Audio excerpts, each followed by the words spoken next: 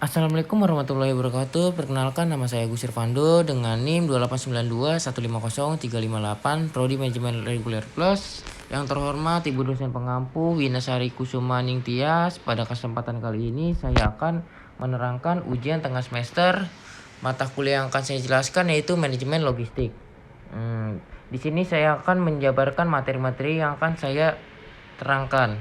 Yang pertama yaitu definisi logistik, kedua logistik bisnis, ketiga ruang lingkup logistik, keempat aktivitas kunci, kelima kegiatan pendukung, enam logistik bisnis dalam perusahaan.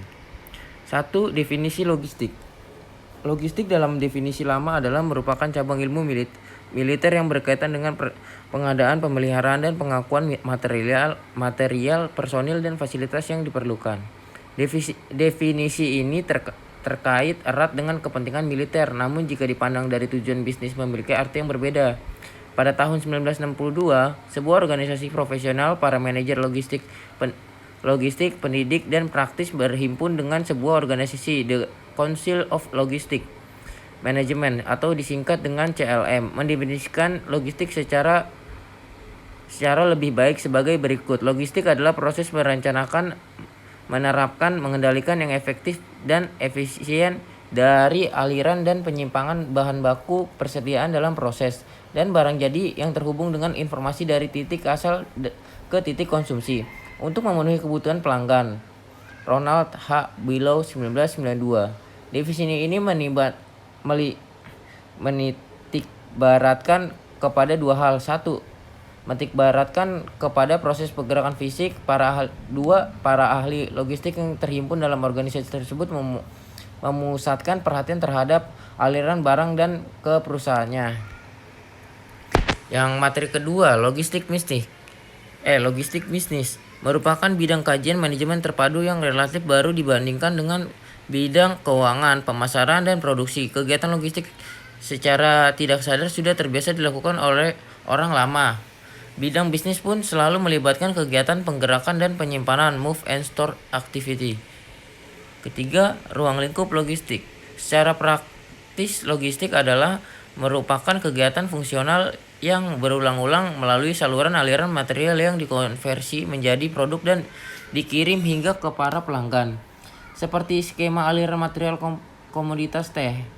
Secara terminologi, logistik terdiri dari dua proses besar. Satu, semua kegiatan logistik sebelum dilaksanakan kegiatan produksi disebut inbound logistik dan proses pengelolaan disebut manajemen material. Kedua, setelah kegiatan produksi disebut outbound logistik, sedangkan proses pengelolaan disebut manajemen distribusi fisik. Keempat, yaitu aktivitas kunci, standar pelayanan yang dengan cara kerjasama dengan bagian pemasaran atau penetapkan. A. Kegiatan dan keperluan pelanggan untuk melayanan logistik. B. Merespon pelanggan untuk dilayani. C. Tingkat pelayanan kepada pelanggan. Kelima, di sini ada banyak ya. Pertama, pergudangan. Kedua, penanganan material. Ketiga, pembelian. Keempat, kemasan pelindung.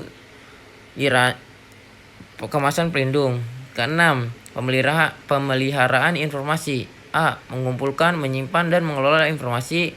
B. Analisa data. C. Prosedur pengendalian.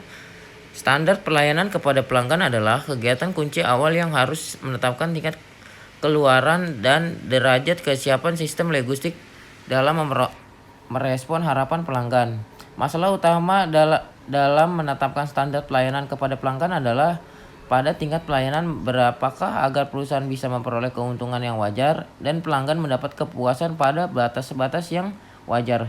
Transportasi dan persediaan adalah kegiatan kunci penting karena bisa menyerap ongkos logistik yang besar. Ongkos kegiatan ini bisa mencapai setengah hingga 2/3 dari total ongkos logistik. Ketujuh, bisnis dalam perusahaan. Fungsi pemasaran yang kegiatan berada pada ranah logistik adalah kegiatan standar pelayanan kepada pelanggan, penentuan harga, pengepakan, dan penentuan lokasi pengecer. Fungsi produksi yang kegiatan berada pada ranah logistik adalah penjadwalan produk, penentuan lokasi pabrik, dan pembelian. Suatu produk yang dihasilkan pabrik tidak akan bisa sampai di pelanggan secara tepat waktu, tepat jumlah, tepat mutu, tepat harga, dan tepat lokasi jika tidak memiliki sistem logistik yang tangguh. Selanjutnya, 8. Kasus dan solusi.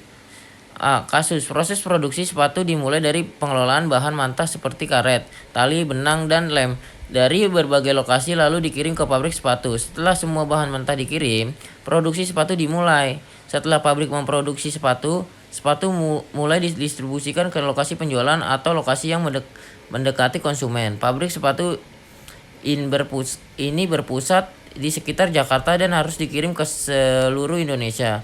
Konsumennya pun tersebar tidak hanya di kota-kota besar namun juga di kota kecil.